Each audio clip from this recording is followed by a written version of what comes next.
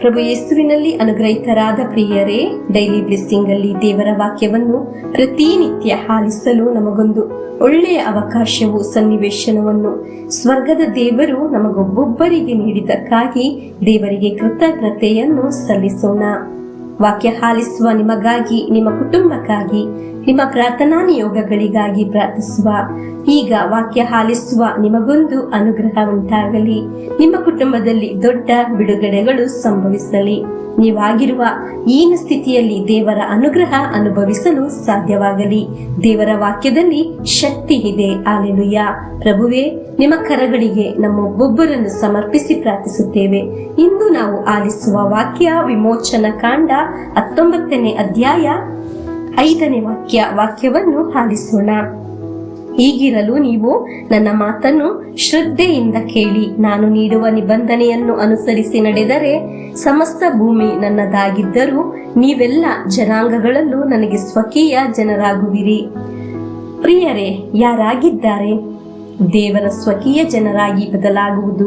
ದೇವರ ವಾಕ್ಯವನ್ನು ಆಲಿಸುವವರು ಪ್ರತಿನಿತ್ಯ ಈ ಶುಶ್ರೂಷೆಯಲ್ಲಿ ಶ್ರದ್ಧೆಯಿಂದ, ಪ್ರಾರ್ಥನೆಯಿಂದ, ನಿರೀಕ್ಷೆಯಿಂದ, ವಿಶ್ವಾಸದಿಂದ, ಹಾಗೆ ನಾವು ದೇವರ ವಾಕ್ಯವನ್ನು ಪ್ರತಿನಿತ್ಯ ಆಲಿಸುವಾಗ, ಸ್ವೀಕರಿಸುವಾಗ, ಅದನ್ನು ಅನೇಕರಿಗೆ ತಲುಪಿಸುವಾಗ ನಾವು ದೇವರ ಸ್ವಕೀಯ ಜನರಾಗಿ ಬದಲಾಗುತ್ತಿದ್ದೇವೆ. ಹಲ್ಲೆಲೂಯಾ. ದೇವರ ವಾಕ್ಯ ಆಲಿಸಿ ನಾವು ದೇವರ ಸ್ವಂತವಾಗಿ ಬದಲಾಗುವ ಒಂದು ನಿಮಿಷ ಸಹ ದೇವರ ಅನುಗ್ರಹ, ಸಂರಕ್ಷಣೆ, ಪಾಲನೆ ನಮ್ಮ ಜೀವನದಲ್ಲಿ ತಪ್ಪಿ ಹೋಗುವುದಿಲ್ಲ. ಈ ವಾಕ್ಯ ಆಲಿಸುವ ನಿಮಗಾಗಿ ಪ್ರಾರ್ಥಿಸಲು ಇಚ್ಛಿಸುವುದು ಹೀಗೆ ಆಗಿದೆ. ಈ ವಾಕ್ಯ ಆಲಿಸುವ ಮಾತಾಪಿತಗಳು ಆಗಿರಬಹುದು, ಪ್ರಿಯರಾಗಿರಬಹುದು. ಮಾತಾಪಿತಗಳಾಗಿ ನಿಮ್ಮ ಮಕ್ಕಳು ದೈವಾನುಗ್ರಹದಲ್ಲಿ ಬೆಳೆಯುವುದು ಕಾಣಲು ಸಾಧ್ಯವಾಗಬೇಕು.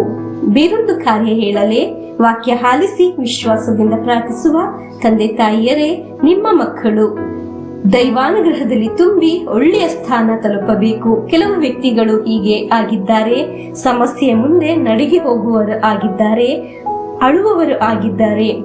ಮತ್ತೆ ಹೀಗೆ ಯೋಚಿಸುತ್ತಾರೆ, ನಾನು ಅನೇಕ ದಿನಗಳಾಯ್ತಲ್ಲ ಪ್ರಾರ್ಥಿಸಲು ಪ್ರಾರಂಭಿಸಿರಿ, ಯಾಕಾಗಿದೆ ನಮ್ಮ ಪ್ರಾರ್ಥನೆ ಆಲಿಸದೇ ಇರುವುದು? ಯಾಕಾಗಿದೆ ನನ್ನ ತೊರೆದು ಬಿಟ್ಟಿರುವುದು? ಯಾಕಾಗಿದೆ ನನ್ನನ್ನು ತಳ್ಳಿ ಬಿಟ್ಟಿದ್ದು?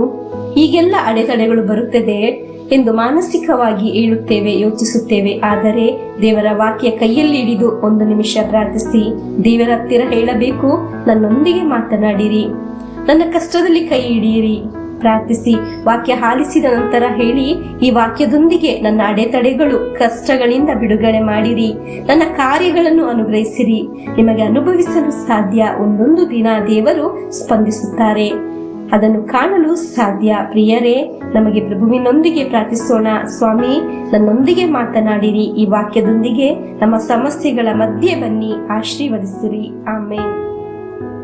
ನಮ್ಮ ಪ್ರಭು ಯೇಸು ಕ್ರಿಸ್ತರ ವರಪ್ರಸಾದವು, ದೇವರ ಪ್ರೀತಿಯು, ಪವಿತ್ರಾತ್ಮರ ಅನ್ಯೋನ್ಯತೆಯು ನಮ್ಮೊಡನೆ ಇರಲಿ.